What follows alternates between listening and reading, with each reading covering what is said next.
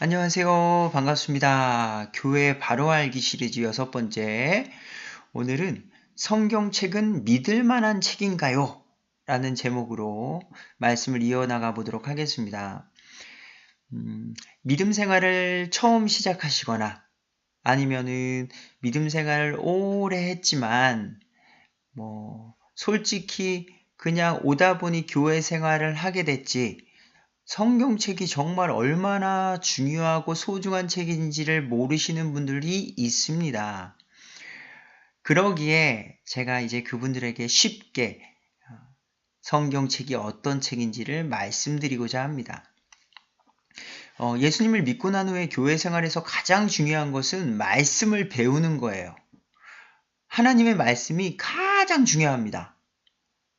많은 분들이 이 세상에 좋은 책이 얼마나 많은데 왜 성경이 가장 좋다고 이야기하는가? 교회 다니는 사람들끼리 그냥 좋다고 주장하는 거지, 왜 성경이 믿을 만하고 최고의 책인가? 나는 그냥 좋은 책이라고는 생각하지만 절대적인 진리라고는 생각하지 않는다라고 하시는 분들도 있기 때문이에요. 자, 그러면 오늘 성경이 왜 믿을 만한지, 왜 살아있는 하나님의 말씀인지를 제가 간단히 말씀드리도록 하겠습니다. 성경은 세상이 어떻게 창조되었는지, 사람이 왜 죄인인지를, 그리고 어떻게 그 죄인에서 구원받을 수 있는지를 알려주는 유일한 책입니다. 이 세상 어떤 것도 세상이 어떻게 시작됐는지를 알려주는 책은 없어요. 1800년대에 갑자기 등장한 진화론이 있습니다. 찰스 다윈의 진화론이 허구라는 것은 지금 웬만한 신학자들과 과학자들도 알고 있는 사실이에요. 나는 불가능한 것을 믿는다. 하나님을 믿지 않기에 라고 생각하는 거죠. 창조와 진화에 대해서는 분명히 말씀드리지만 그 중간 단계의 증거 자료들이 단 하나도 없다는 사실입니다. 사람들, 인간 과학자들이 생각한 어떤 이론일 뿐이라는 것을 기억해 주십시오. 하지만 성경은 처음에 하나님이 하늘과 땅을 창조하셨다고 명쾌하게 정의 내리고 있어요. 절대자가 한 사람 한 사람 이 세상 창조물, 모든 동물, 나무, 식물, 모든 자연을 설계하셔서 각기 종류대로 만드셨다는 거죠. 자, 맑은 정신으로 따라와 주세요. 세계 역사를 여러분들은 어떻게 사실임을 알 수 있어요? 우리의 인생은 100년밖에 되지 않아요. 오래 살아야.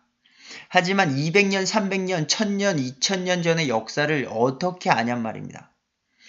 캐나다의 역사, 한국의 역사, 여러분들은 어떻게 그것이 역사적 사실임을 알 수 있죠?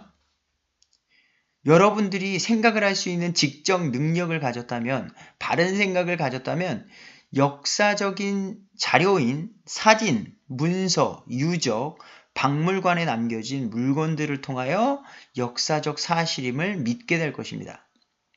그 성경도 마찬가지라는 거예요.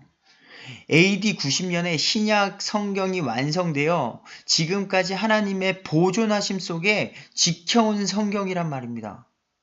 자, 물론 지금 미국만 해도 300여 개가 넘는 성경이 있어요. 그러니까 자유주의 신학자들이 변질된 성경을 많이 만들었습니다.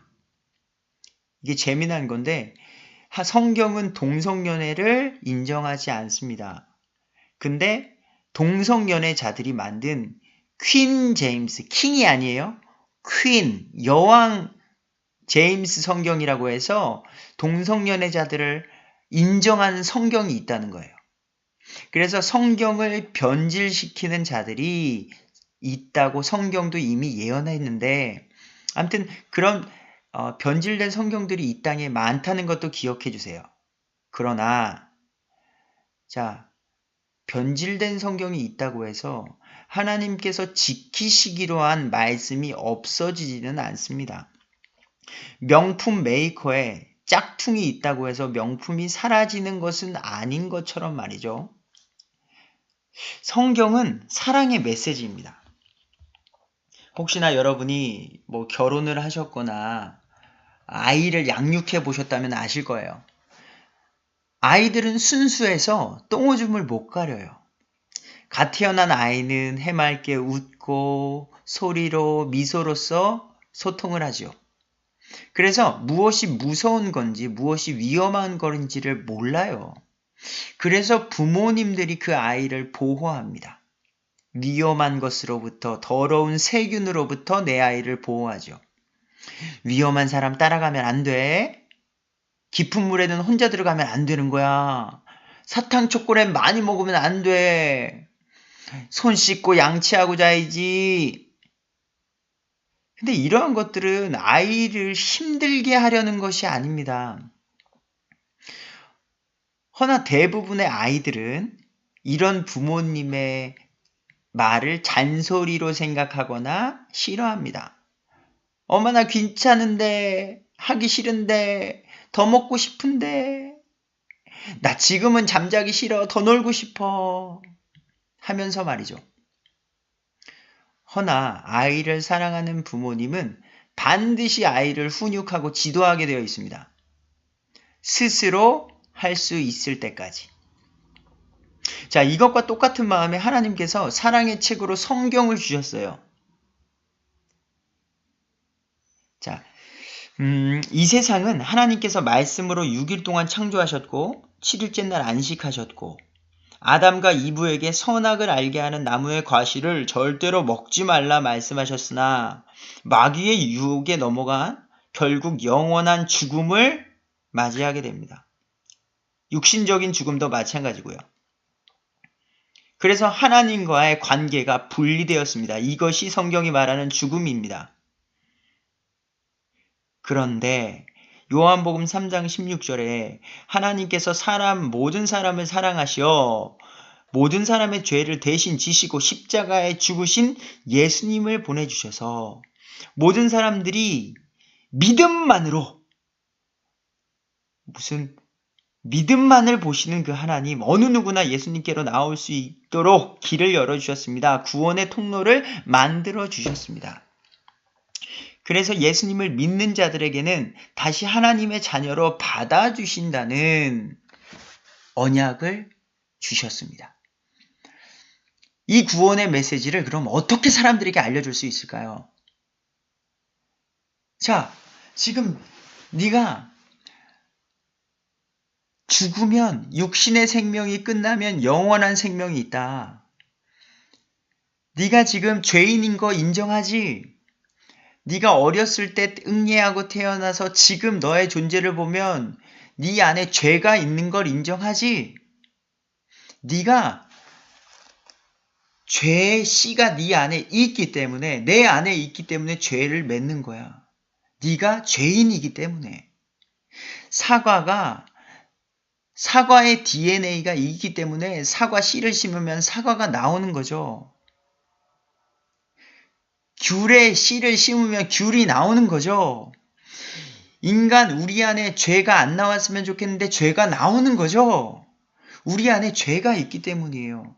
그래서 그 죄를 해결해 주시기 위해 예수님이 오셨다는 그 메시지를 우리에게 전해주는 책이 성경책입니다. 자, 그럼 성경책이 없었을 때는 어떻게 했을까요? 성경에 나타나 있습니다. 구약시대 옛날에는요, 대언자들, 하나님의 말씀을 직접 계시받은 사람들이 있었습니다. 아담, 아브라함, 이삭, 야곱, 모세, 여호수아, 사사들, 이사야, 엘리야, 대제사장 등 대언자들이 하나님의 말씀을 직접 들었었습니다. 그 당시에 믿음 좋은 모든 사람들이 들었다는 것이 아니고요. 하나님께서 선택하시어 사용하시고자 하신 믿음의 대표자들이 있었습니다. 그들은 공통적으로 사람들에게 하나님의 말씀을 전달할 때 이렇게 말했어요. 주가 이같이 말하노라. 하나님이 이렇게 말씀하셨습니다. 왜냐하면 곧 이 말씀을 지키지 않으면 하나님 여호와의 이름으로 거짓말을 행하는 자들은 목숨을 거두어 가셨기 때문이에요. 네. 하나님께서 말씀하신 그대로를 말하는 사람이 대언자입니다. 거기에 자기의 생각이나 하나님의 말씀을 뺀다거나 더하면은 안 된다는 거예요. 그래서 그때 당시에는 이렇게 대언자들을 통해서 하나님의 말씀을 들을 수 있도록 하나님께서 역사하셨습니다. 근데 성경을 읽으실 때 주의해야 할 것이 있다는 것 기억하시나요? 시대를 분별하는 거예요. 자, 초대교회 당시에는 유대인들에게만 복음이 전파됐다고 말씀드렸습니다. 마태복음 10장 5절에 예수님께서 12를 보내시며 그들에게 명령했죠. 너희는 이방인의 길로도 가지 말고 사마리아 사람들의 어떤 도시로도 가지 말며 오직 이스라엘의 집에 잃어버린 양들에게로 가라. 복음을 전하는데 이방인에게는 가지 말라고 말씀하시는 거예요. 근데 이제 마태복음 28장이 되었을 때는 이제는 시대가 바뀌었어요. 하나님의 역사하심이 바뀌고 경륜이 바뀌었다고 말합니다. 너희는 가서 모든 족속을 가르치고 아버지와 아들과 성령의 이름으로 그들에게 침례를 주며 무엇이든지 내가 너희에게 명령한 모든 것을 그들에게 가르치라는 거예요. 이제는 시대가 바뀌었어요. 그래서 사도행전 2장에 성령님께서 역사하셨을 때 성령시대가 왔음을 나타내 주셨죠. 사도행전 2장에. 그리고 그 후에 사도행전 10장에 이방인의 첫 구원자 고넬료라는 사람이 예수님을 알게 되고 변화되는 사건이 침례받는 사건이 기록되는 거예요. 사도행전 2장과 10장은 연대적으로 10년이 지납니다.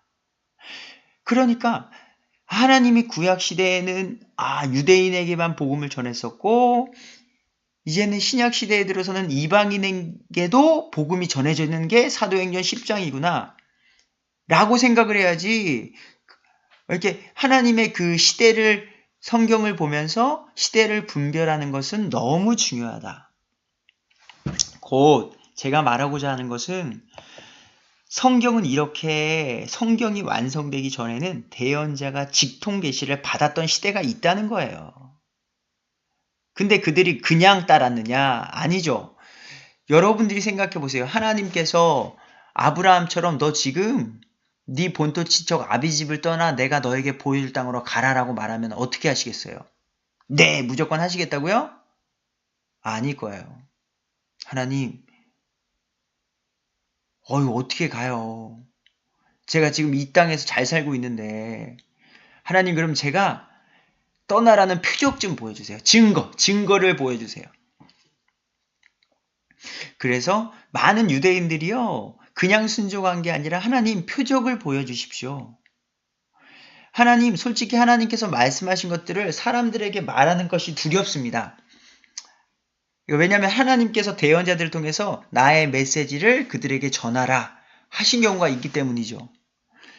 하나님, 내가 그 말을 하다가 그 사람들이 나를 매로 칠까 두렵습니다. 나를 죽일까 두렵습니다. 그러니 표적을 보여주십시오. 이것은 불신이라기보다는 확인을 하는 거예요. 근거 없이 믿는 거는 어리석음입니다. 기독교는 믿음이 중요하지만 하나님께서는 절대 생각 없이 믿으라고 말하지 않아요. 수많은 증거들, 역사적 증거, 과학적 증거, 일반 계시, 자연 만물을 보면서 하나님을 알 수 있는 증거들을 너무나도 많이 주셨습니다. 그러기에 믿으라는 거예요. 자, 예를 들면 모세가 이스라엘 백성을 데리고 이집트 왕 파라오를 찾아가죠. 그리고 백성을 내놓으라고 말합니다. 내 백성, 하나님의 백성을 이제 풀어주라, 자유함을 주라. 이 말씀을 누구에게 가야 돼요? 이집트의 왕 파라오에게 가서 말을 해야 되는 건데 그 사람이 저자를 죽이라 하면 어떡할 거예요? 하나님도 모르는 무서운 사람이란 말이에요. 근데 하나님은 모세에게 가라고 말하는 거죠. 당연히 모세는 무서웠을 거예요. 하나님, 그래서 표적을 보여주세요. 그러니 하나님께서 어떻게 해요? 그래, 네가 손에 있는 지팡이를 땅에 던져라. 그러니 그 지팡이가 어떻게 해요? 뱀이 되는 거예요. 놀라웠겠죠? 그리고선 하나님 말씀하세요. 이제 뱀의 꼬리를 잡으라. 이건 아시겠지만 뱀은 땅꾼이라고 하죠. 뱀을 잡는 사람들은 뱀의 어디를 잡아야 돼요? 머리를 잡아야 돼요. 머리를 잡아야지 도구로 물지 않는단 말입니다. 꼬리를 잡는 순간 뱀의 그 빠른 순발력으로 손은 물리게 돼 있고 곧 독에 물려 죽을 수도 있게 되는 거예요. 근데 꼬리를 잡으래요. 꼬리를 잡았더니 다시 뱀이 지팡이로 변하게 돼요.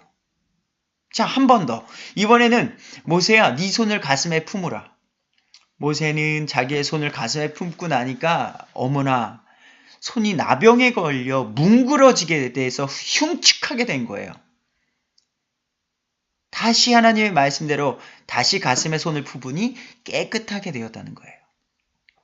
이러한 표적으로 하나님의 뜻임을 대언자들에게 알려주고 용기를 주셨습니다. 구약시대에는 하나님의 말씀임을 증명하기 위해서 이러한 표적을 구했다는 거죠. 이삭이 자기 아내 리브가를 만날 때에도 아브라함의 종 엘리에셀이 그 우물 곁에서 하나님께 기도했어요. 하나님, 내가 아브라함의 아들 이삭의 아내를 만나게 하기 위해서 지금 여기에 왔는데 여인이 물을 들어왔을 때 나에게 물을 주고 또 내가 데려온 낙타 10마리에게로 물을 주는 여인이면 내가 그 여인인 줄 알겠습니다. 기도할 때에 여인이 와서 만난 것이 리브가였다는 거예요. 그리고 나선 하나님의 인도하심 속에서 이삭과 리브가가 결혼하게 되죠.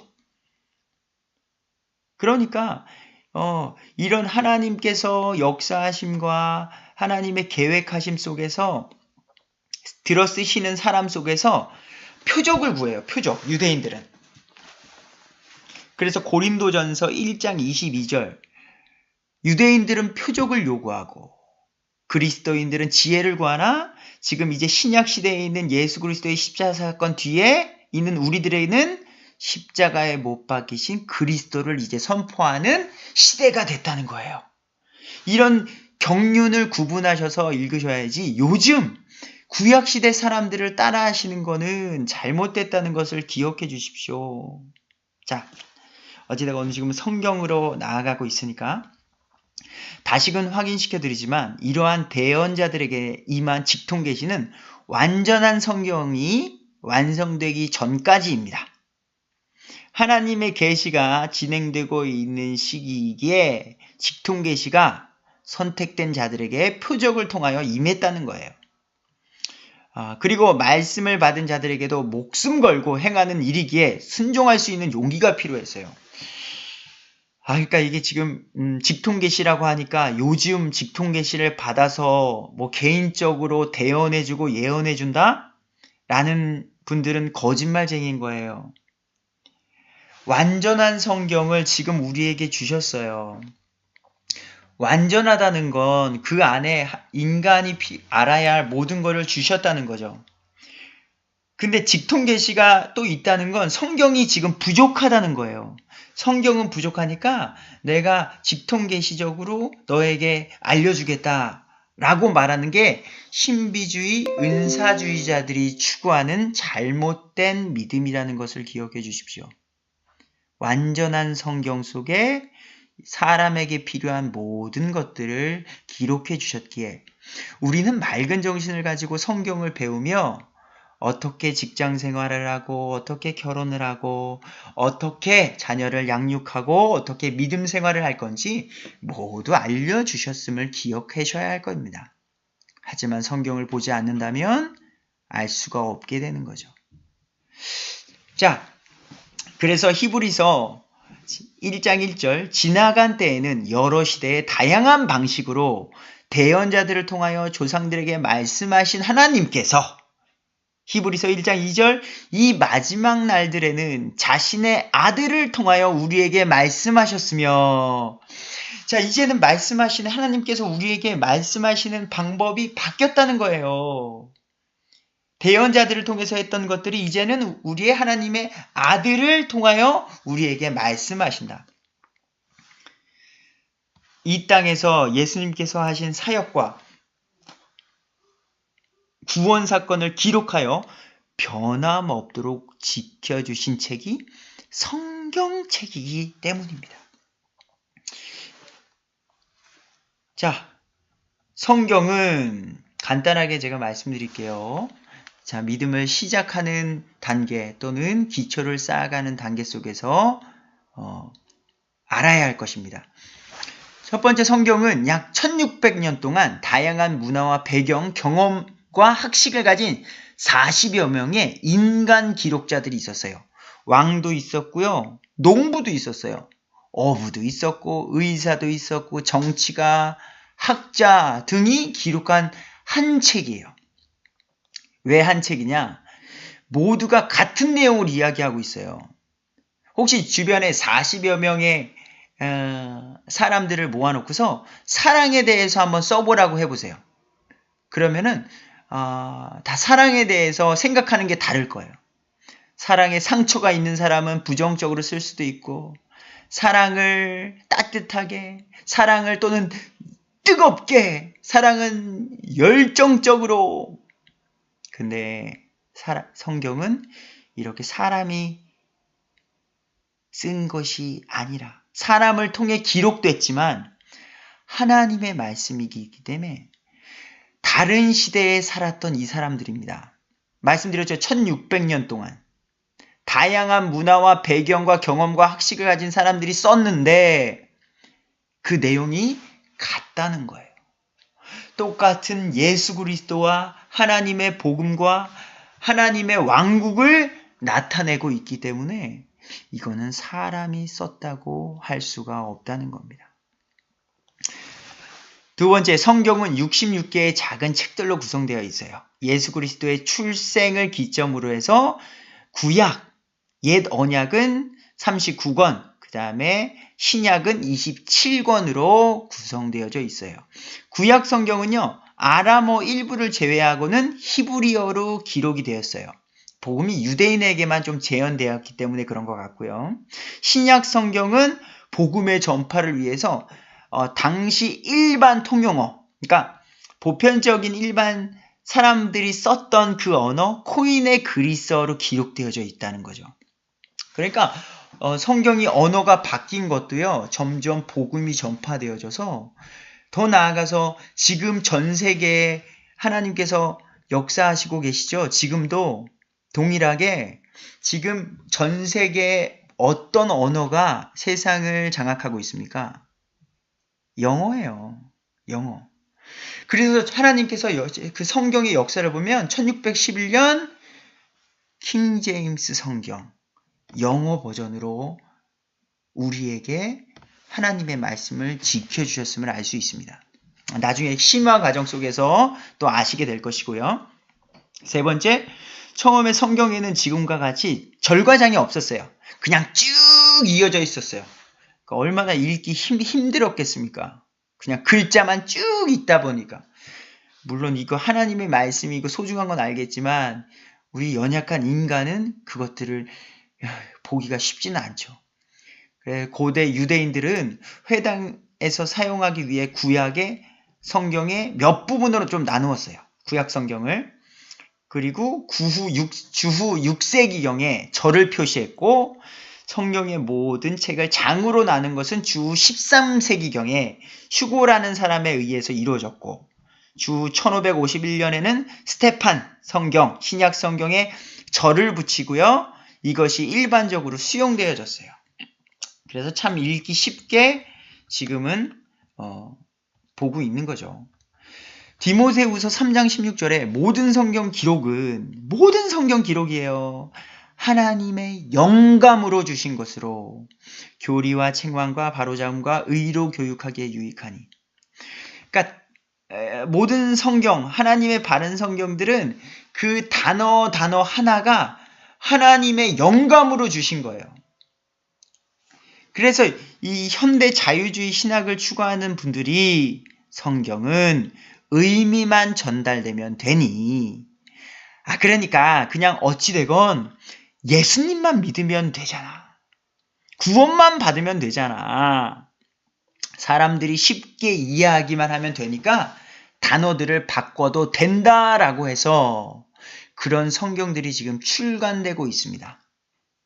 그게 예를 들면 레위기 11장 2절에서 7절에 보면 부정한 짐승이 나와요. 돼지, 토끼, 산토끼, 낙타 등이 있는데, 자, 여보게, 우리 민족은 돼지, 토끼는 거룩한 동물이야. 부정한 짐승이 아니야. 그러니까 우리 민족에게 성경을 쓸 때에는 우리 민족이 부정하다고 여겨지는 하마, 기린 이런 것들로 번역을 하자라는 거예요. 또는 노아의 방주가 1큐빗은 약 45cm니까 1큐빗이라고 하지 말고 1큐빗 어렵잖아. 그러니까 우리 그냥 45cm로 번역하자. 생명의 빵보다 한국은 떡이 표현이 좋으니까 떡으로 번역하자. 마귀보다는 우리는 귀신이 더 좋다. 귀신으로 번역하자. 하나님의 왕국보다 천국이 좋다. 마귀의 우두머리 루시퍼보다 계명성으로 번역하자. 계시록에 나오는 이스라엘은 신약시대 교회다. 계시록의 14만 4천은 구원받은 신약 백성이다. 이런 식으로 주장을 한다는 거죠. 그런데 참고로 성경을 있는 그대로 보면 계시록에 나오는 14만 4천은 누구예요? 유대인이에요. 유대인. 그 유대인이라고 나와 있는 것을 의역을 하거나 비유 해석을 하면 안 된다는 거죠. 우리 바이블 빌리버 성경 신자는 성경을 있는 그대로 믿는 모임입니다. 사람의 생각이 들어가 성경의 단어를 변개시키면 그 말씀은 더 이상 하나님의 영감이 있는 말씀이 아닙니다.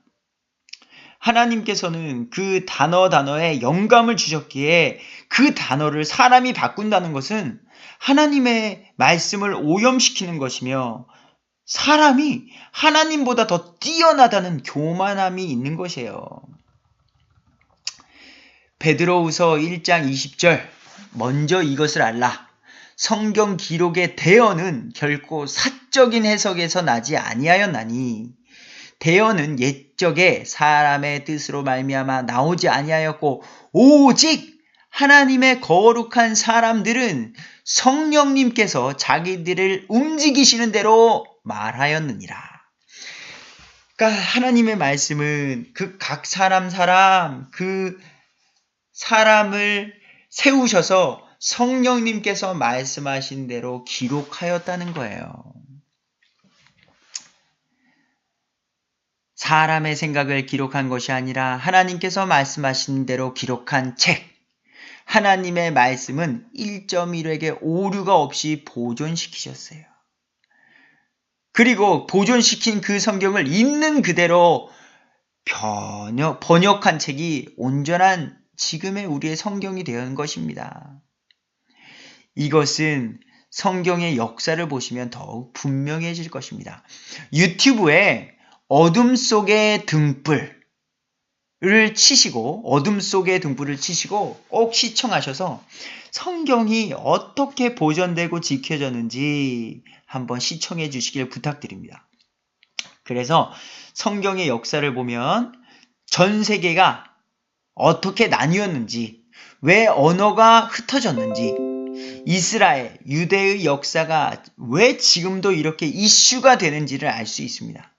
왜 유대인들이 노벨 문학상을 많이 받는지 등 역사적 많은 사실들을 발견하게 된다는 거죠. 그래서 재밌는 거고요.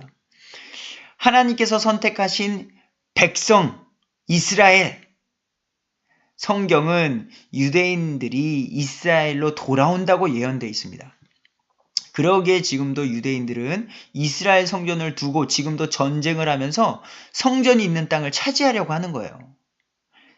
재미난 사건은 이스라엘의 역사 사울 왕으로 시작했던 이스라엘 왕국은 2대 다윗 왕을 거쳐 3대 솔로몬 시기에 분열 왕국으로 나뉘게 되죠.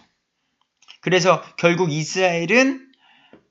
북이스라엘은 BC 722년에 아시리아에 의해서 멸망하고 남유다 잔종기로 들어가서 결국 BC 587년 바벨로니아에 의해서 침략받아 망하게 돼요. 그래서 이스라엘은 없어져요. 이스라엘이 없어져요. 근데 성경에는요, 뭐라고 나왔는지 이스라엘이 회복이 된다고 성경은 나와 있었어요. 그래서 현대 신학자들은 지금 이스라엘이 없다라고 생각해서 계시록에 나오는 이스라엘을 이거는 교회라고 번역을 했어요. 교회. 근데 성경을 있는 그대로 믿는 성경 신자들은 이스라엘은 회복된다라고 믿었어요. 그러니 이스라엘이라는 나라는 없고, 근데 이스라엘이 회복된다고 성경에는 나오니 얼마나 성경을 믿는 사람들이 난감했냐는 겁니다. 근데 이게 웬일이에요? 1948년 5월 14일에 이스라엘 나라가 재건됐다는 거예요. 멸망했던 나라, 없어졌던 나라가 다시 생겨난 것이 이스라엘이에요. 그래서 하나님의 말씀이 살아있다는 거예요. 이러한 사건들이 성경에 이제 많이 기록되어져 있어요. 이거를 성경을 보시면서 배워나가면 왜 성경이 살아있는지를 알게 되고 그 말씀을 이제는 믿게 되는 거죠. 또한 세상은 시작도 알 수 있지만 세상의 끝도 알 수 있어요. 자, 제가 간단히 말씀드릴게요. 이것도 두렵거나 무섭게 듣지 마시고요. 사랑하는 아들에게 너 이런 거 있으니까 조심해 라고 하나님께서 미리 알려주신 사랑의 메시지예요. 간단히 디모데후서 3장 1절. 자, 이것을 알라. 지금 마지막 날들에 위험한 때가 이르리라. 사람들이 자기를 사랑하며 자기 탐욕을 부리며 자랑하며 교만하며 신성을 모독하며, 그러니까 하나님을 거역하고 막 그런 거예요. 부모에게 불순종하며 감사하지 아니하며 거룩하지 아니하며 본성의 애정이 없으며, 결국 내가 낳은 자식에 대한 사랑이 없어지는 거예요. 본성에. 협정을 어기며 나라가 나라와 맺은 것들을 어기는 거예요. 자, 정치 경제를 아시는 분은 더욱더 오실 거리라 믿고요. 거짓 고소하며 절제하지 못하며 사나우며 선한 자들을 멸시하며 배신하며 고집이 세며 높은 마음을 품으며 하나님을 사랑하기보다 쾌락들을 더 사랑하며 하나님의 성품의 모양은 있으나 그것의 능력은 부인하리니 이런 자들에게서 돌아서라. 하나님의 자녀들에게 이런 말씀을 해주시고 있어요. 근데 이게요, 하나님께서 세상을 이렇게 만든 것이 아니라 사람들이 하나님을 떠나 이러한 삶을 살 것이니까 이런 자들을 조심히 하라는 사랑의 메시지라고요. 성경에는 수많은 예언과 성취가 있어요. 그것이 너무나도 분명하게, 그리고 그 말씀대로 이 세상이 움직이기에 성경은 살아있는 하나님의 말씀이라는 겁니다. 시편 12편 6절에 주의 말씀들은 순수한 말씀들이니 흑도관 위에서 정죄하여 7번 순수하게 만든 은 같도다. 오 주여, 주께서 그것들을 지키시며 주께서 그것들을 이 세대로부터 영원히 보존하시리로다. 사람이 한 말이 아니라 하나님께서 말씀하셨어요. 그 말씀들을, 순수한 말씀들을 지키시며 이 세대로부터 영원히 해요. 영원히 보존하신다고 하셨습니다. 제가 요즘 예수님 믿는 사람들을 만나면서 이야기하는 게, 막 병고침에 대해서는 하나님께서 고쳐주실 겁니다. 아멘! 하나님께서 기적을 일으키실 겁니다. 아멘! 막 엉뚱한 것에도 아멘 하는데, 지금도 우리에게 온전한 말씀을 지켜주신 성경이 있습니다라고 말하면 못 믿어요. 여기선 갑자기 인본주의적인 게 확 들어서서 하나님께서 지켜주시겠다고 약속하셨는데 이렇게 안 믿어요. 안 믿어. 이게 참 전 재밌어요. 하나님의 말씀을 있는 그대로 믿는 우리는 바이블 빌리버 성경 신자입니다. 전지전능하신 하나님께서 말씀을 보존하시겠다고 말씀하셨기에 성경의 완성 AD 90년경부터 영원히 보존하실 것을 믿습니다. 원본만이 하나님의 살아있는 말씀이다 라고 생각하시는 분들이 있기에 사본도 동일한 하나님의 영감이 드러났다는 것을 제가 말씀드리도록 하고 마무리하도록 하겠습니다. 자, 유대인들의 성경 필사 규칙이에요. 그러니까 성경을 그들을 이렇게 쓰면서 반드시 지켜야 하는 규칙들이에요. 히브리 성경을 베끼고 보존하여 온 유대인들은 성경을 베껴 보존하는 일에 온 영과 혼과 몸을 그 일에 기울였어요. 자기의 생을 다 바친 거예요. 그냥 목숨 걸고. 그들은 그 일에 자기 자신을 적합하게 하기 위하여 엄격히 절제하여 명속하고 맑은 정신으로 필사를 했습니다. 자, 유대인 중에서는 오로지 성경만을 복사하는 성경 복사 전문가들이 따로 있었어요. 그들을 탈무디스트라고 불렀습니다. 탈무디스트들의 성경 복사 규칙은 19가지가 있었거든요. 그중 몇 가지를 보도록 할게요. 파치멘트, 기록하는 가죽이에요. 파치멘트는 정결한 동물 가죽으로 만든 것이어야 하고 오직 유대인만이 만들 수 있다는 거예요. 또한 가죽은 정결한 동물의 힘줄로 한데 묶어야 했대요. 복장. 자, 항상 정해진 같은 복장을 입고 했대. 이옷저옷 바꿔 입으면 마음의 태도가 바뀔 수 있어 복사하는데 지장이 있기 때문이랍니다. 각 면의 난, 각 열은 48줄보다 적거나 60줄을 넘어서는 안 된다. 필사 처음에는 선을 긋고 시작해야 한다. 잉크는 검은색 외에 다른 색을 사용해서는 안 된다. 잉크는 특별한 방법으로 조제한 것이어야 한다. 왜냐하면 이 색 저 색 쓰면 마음이 산란해져서 틀리게 복사할 수 있기 때문이라고 해서 검은색만 썼대요. 글자 간격, 글씨와 글씨 사이의 간격은 가능한 좁게 써서 머리카락 하나 정도 들어갈 정도로 바짝 붙여 썼대요. 왜냐하면 누가 그 사이에 다른 것을 추가할 수 없게 하기 위해서랍니다. 그러니까 정말 글자만 빼곡하게 있다고 보셔야 되겠죠. 인터넷에 파피루스 어떤 사진들이 있으니까 참고하셔도 좋을 것 같아요. 또 기억으로 기록하지 말 것. 서기관은 기록할 때 글자나 단어를 기억하는 것으로 기록해서는 안 된다. 반드시 자기 앞에 인증된 사본을 가지고 해야 한다는 거예요. 인증된 사본을 자기 앞에 놓고 각 단어를 기록하기 전에 반드시 또한 소리내어 읽어야 돼요.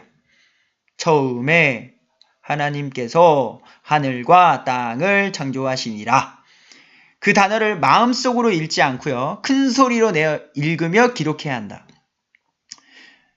이게 주의가 그러므로 일체의 오류나 중복, 누락 등이 안 생기게 하자는 것. 이거 옛날에 숙제하면서도 느끼실 거예요. 썼던 단어 또 쓰기도 하고 또 중간에 빼먹기도 하고 인간은 실수할 수 있기 때문에 그래서 아무나 할 수 없는 거예요. 아주 철저하고요. 진짜 완벽주의 같은 사람들이 하는 거죠. 이게 유대인들의 기질이기도 하고요. 그리고 평생 성경을 베끼다 보면 어떻게 되겠어요? 외우는 절이 생기겠죠. 여호와는 나의 목자시니 내가 부족함이 없으리로다. 그가 나를 푸른 초장에 누이시며 쉴만한 물가로 인도하시는도다. 그러니까 아는 구절이 나왔을 때에도 그것들을 내가 아니까 그냥 쓰면 안 된다는 거예요. 이들에게는. 하나하나 보면서 반드시 원본을 보고 써야 한다. 하나님의 성호 기록 시 하나님의 이름을 쓸 때 서기관은 매번 하나님, 엘로힘이라는 단어를 기록하기 전에 펜을 경건하게 닦아야 되고요. 여호와 성호 기록하기 전에는 거룩한 조남이 더럽혀지지 않도록 온몸을 씻고 와서 쓰던 펜이 아닌 다른 펜으로 써야 한다. 그러니까 아무나 할 수 없다는 겁니다. 자, 성경 기록 중에는 다른 데 쳐다보지 말라. 성경을 기록 중에는 왕이 들어와도 쳐다보지 말라는 거예요. 와우. 가장 그 권위가 왕보다도 높은 성경 하나님의 말씀에 있다는 것을 나타내는 거겠죠. 그래서 탈무디스트들이 성경 기록 중 침입한 아수르나 바벨론 군사들을 쳐다보지도 않고 일어나지도 않아서 칼에 맞아 죽은 사람들이 많았대요. 그들은 이처럼 목숨 걸고 성경을 지켜왔다는 거예요. 죽기까지 이 성경이 변질되지 않도록 실수가 생기지 않도록 했던 것이 이 사람들의 영과 홈과 몸을 바쳐 지켰다는 거죠. 저 스스로에게도 성경을 대하는 것들에 대해서 반성하게 됩니다. 단어 하나하나, 글자 하나하나 수를 세어봅니다. 서기관은 한쪽 당 원본의 모든 말씀과 모든 문자의 수를 계수한 후에 기록한다는 거죠. 그러니까 그 단어가 몇 개인지 글자 수가 몇 개인지도 기록해서 실수가 있는지 없는지를 기록했다는 거예요. 감독관은 원본의 페이지당 글자 수와 처음 글자와 끝 글자, 중간 글자를 기록하였다가 베낀 사본과 대조한다. 각족의 모든 문자들을 계수했다는 사실은 그 정도, 그 정확도가 얼마나 높은지를 알 수 있다. 그러니까 실수가 있으면 안 된다는 거죠. 1.1에게 오류가 없도록, 진짜 저 같은 사람은 하기 힘든 거네요. 정말 완벽주의자, 하나님의 말씀을 사모하고 목숨 걸고 지키려는 자가 할 수 있는 귀한 일이었네요. 자, 이것이 바로 하나님께서 구약 성경을 보존하시기 위하여 사용하신 방법이었습니다. 자, 베낀 두루마리 검열이 있습니다. 두루마리 검열은 반드시 작업이 끝난 후 30일 내에 해야 해요. 그리고 30일이 지나면 그 두루마리는 폐기해야 한다. 그러니까 그 안에 변질됐는지 안 됐는지를 점검해야 된다. 그 다음에 오자, 틀린 글자가 발견되면 베낀 사본은 폐기 처분하라. 검열 시 한 면에 한 개의 실수가 있는 경우, 즉 글자가 빠져 있거나 더해 있거나 혹은 어떤 글자가 다른 글자와 맞닿아 있으면 그 장을 폐기한대요. 폐기는 불태워버리는 거예요. 목욕 재개하고 펜 바꿔가면서 힘들게 자필로 쓴 거예요. 손이 아파가면서 온 몸을 집중해가면서. 근데 그것을 과감히 폐기해버린다. 말씀 보존이 더욱 중요하게. 자, 어떠한 면도 3개의 실수가 발견됐을 경우는 전체 필사본을 폐기합니다. 만약 창세기부터 말라기까지 필사를 마친 후 3개의 실수를 발견하면 창세기부터 말라기까지 다시 필사해야 한다는 거예요. 이는 유대인들이 하나님의 말씀을 수호하기 위해서 얼마나 신중했는지 알 수 있는 부분입니다. 그들은 그 필사하는 성경이 글자 하나까지 하나님의 거룩한 말씀인 것을 믿었던 것입니다. 아멘. 제가 지금 읽으면서도요, 성경을 읽을 때에 그냥 정말로 맑은 정신으로 더욱더 온전히 읽어야 함을 깨닫습니다. 너무나도 가볍게 봤던 순간순간을 회개하게 됩니다. 목숨 걸면서까지도 지켰던 이 성경을 제가 너무나도 이 말씀을 준비하면서 회개하게 되었기 때문입니다. 두 번째 베낄 때의 규칙입니다. 두 번째 베낄 때는 방금 베낀 사본을 보고 베끼지 말고요. 원래 베꼈던 원본을 보고 베끼라. 이런 규칙들은 우리로 하여금 우리 주님께서 가지고 계셨고 최초의 하나님의 영감에 의해 주어진 참된 구약 원본과 동일한 성경을 우리도 가지고 있다고 믿도록 우리를 크게 고무시킵니다. 자, 그렇기 때문에요. 그들은요. 말씀을 수호할 수 있었어요. 지킬 수 있었어요.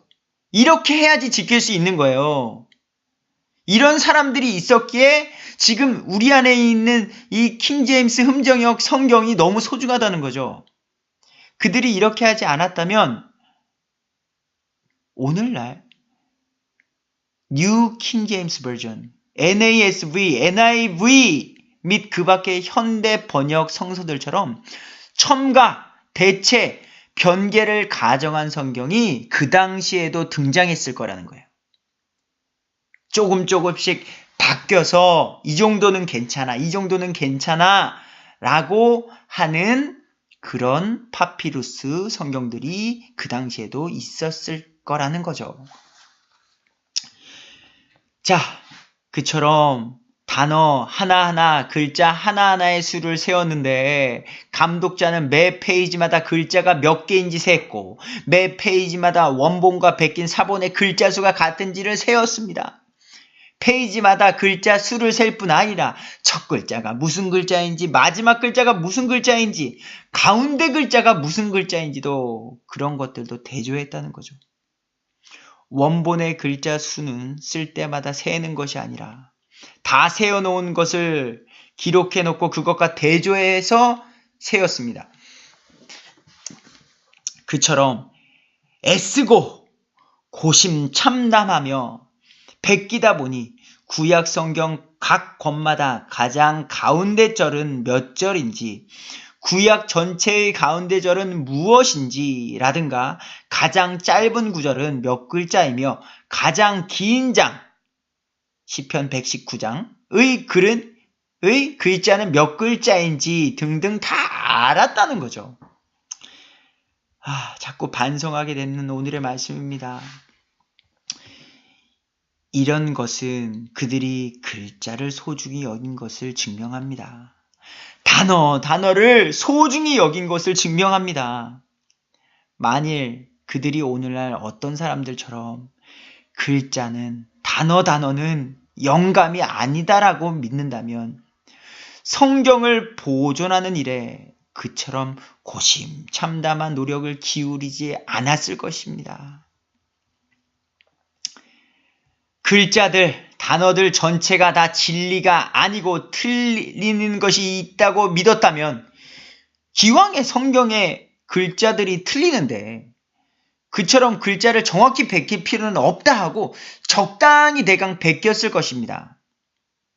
그러나 그들은 성경을 틀리게 베낄 것을 두려워하였고 하나님을 두려워하는 마음으로 하나님을 대하듯이 경건하게 성경을 대하며 베꼈던 것입니다.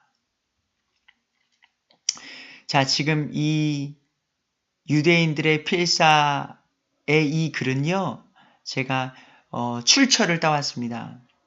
유대인의 성경 필사 규칙 작성자 아는 것을 넘어서 너무나도 잘 요약을 해주셨기 때문에 제가 이것을 전했습니다. 여러분의 지금 성경은 어디에 있습니까? 어떻게 놓여져 있습니까?